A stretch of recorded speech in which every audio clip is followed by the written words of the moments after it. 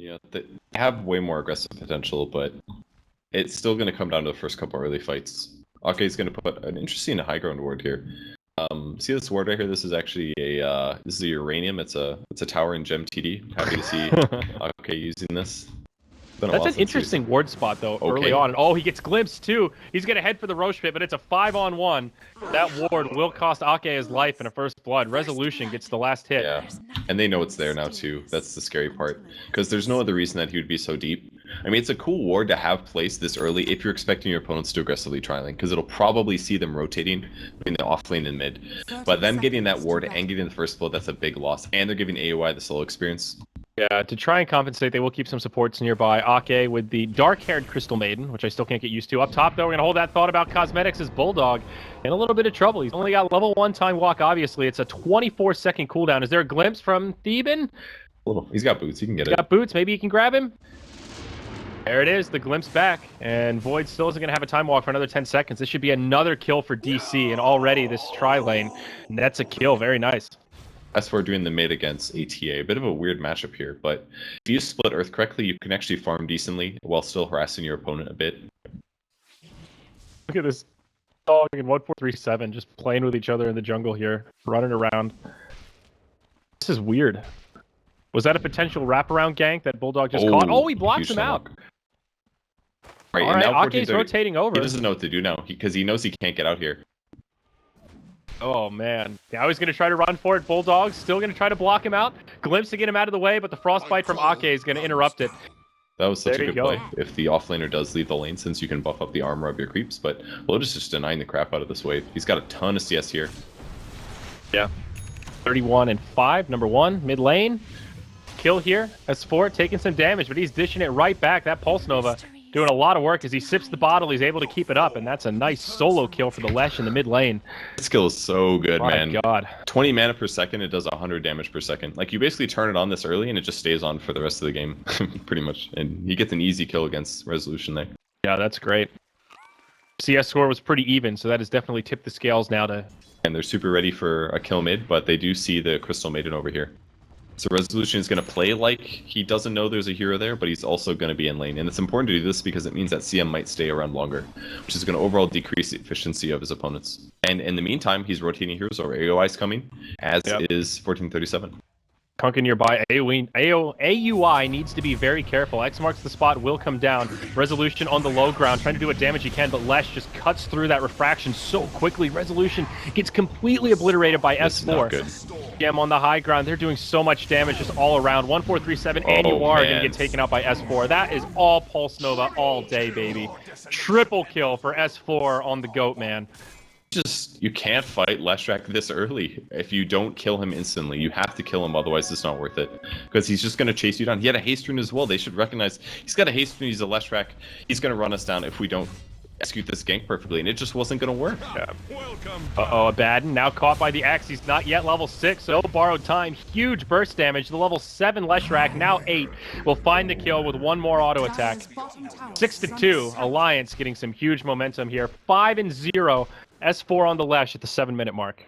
That's a really bad sign. Like, this here is worse than he was before, but with this many levels now, he's way ahead Resolution. He can easily solo kill Resolution, especially with Eyeball Edict levels in a second here. And now Alliance is shifting the top lane to fight.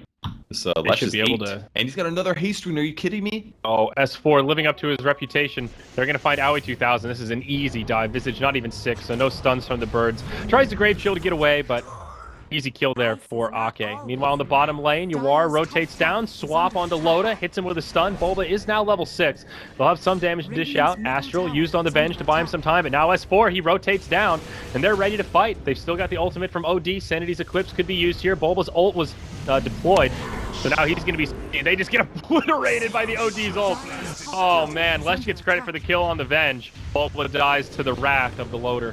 Now Resolution comes in. Refraction just gets destroyed. S4 doing huge damage. Still reasonably topped off. AOI TP's in.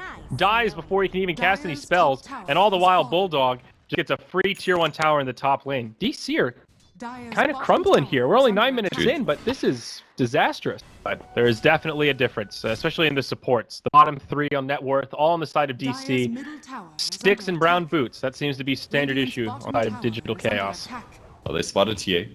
They've got the other core smoked here. They just need Bulldog to come into this lane. All right, Oh, he's TPing. nice X onto Resolution. They're going to catch him under the tower. That'll be the end of his refraction straight away. Bulldog with a chrono on 2, completely breaks at the fight, isolates Resolution. Boat comes across. TA dies first. Bulba will go into his ultimate. The boat does proc the borrowed time. They'll just astral him, though. Ywar gets chased down by S4. No way to get away from the Pulse Nova, and now Bulba comes out of the astral, and they've got the damage. It's 4-0 in the bottom lane. S4's godlike at 10 minutes, 9-0-4, level 10.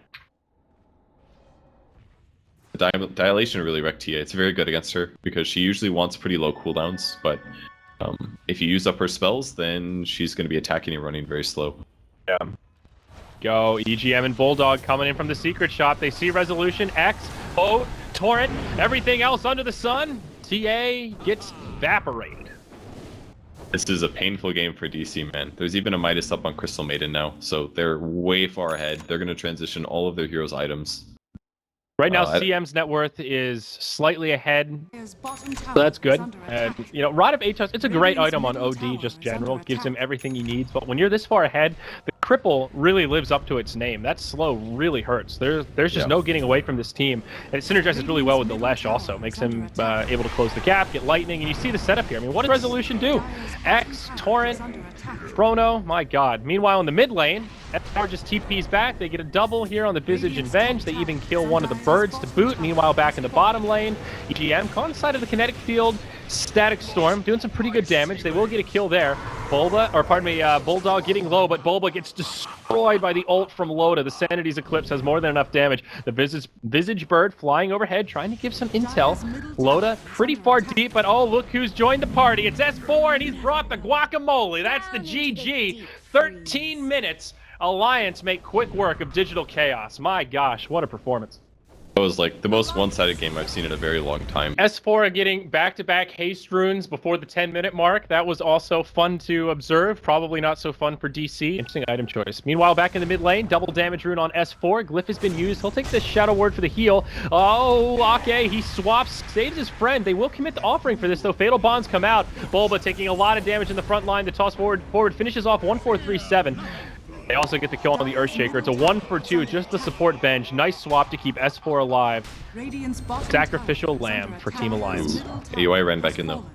He's going to get sandwiched here. Loaded with the Degen Aura, slowing him down for S4 to close the gap. They're going to club him down. EGM with a Leech Seed for good measure. It'll end as a double kill for S4. Ake would have at least had a chance to live, but obviously still a really good fight for Alliance. Bulba uses the fissure. Kind of misses, but it does juke on from S4. He gets healed up right away, gets the repel. Now a swap from Ake onto Ywar. They've got it dust, and this place is in big trouble. GA comes out. That buys time for Ake. He'll get healed up even more. 1-4-3-7 out of mana. Can't finish him off, and he'll just get clubbed down by the Tiny. Fissure not going to do enough to break up this fight. They want Resolution still. Blink forward from S4. He's got the Avalanche. Stun combo to boot. Tosses him back. Gets a 3 for DC, losing more momentum around the map. Most likely. Yeah, it hurts. Ogre, there you go. Bloodlust on the tower. It's a little something. More it helps a lot, but it's not everything. Yeah. Cute. Just one of those changes that still feels kind of like, oh yeah, Ogre can do that. Entry ward comes down from the Dire. Get a little intel around the side, but S4, he just goes in, pops the Zeus right away. Now the Rock to follow up. S4 takes heavy damage, but they've got plenty of follow-up. Talking about follow-up, there's the Blink Echo from Bulba. Connects on 4, but S4 still alive. GA is used, and all that time, he still had the Aegis. They use everything for just an Aegis GA. They'll swap Bulba. He dies. AUI not going to be able to make it out. He gets tossed in the air. A few more auto attacks will bring him down. It's a 3 for Aegis trade. The tier 2 tower's gone down, and now they have a Golem with plenty of time left to try and break the high ground. No glyph for DC. A lot, but it wasn't everything. They needed the Zeus ult. They needed them not have the Aegis, and he's going to get one shot again. Oh, this poor Zeus. I just feel bad for 1-4-3-7, man. He can't survive. Now Resolution gets stunned. His ult's still on cooldown for another 5. Can't even get a BKB. Manages to buy the Mithril Hammer before he dies, but no buyback, and that's it. DC just tap out. There's no way they could win the fight at this point. Like, the Rod of Atos, if any hero comes up, it gets slowed for, what, 6 seconds or 4 seconds by 60%? Like, all of their cores are completely countered by the Atos. The Zeus is completely countered by the Tiny. There's no way that they could win at that stage. They just got way too much advantage on Alliance, and I think that's why they picked heroes like Tree and Protector. They're like, we're just going to pick early game heroes.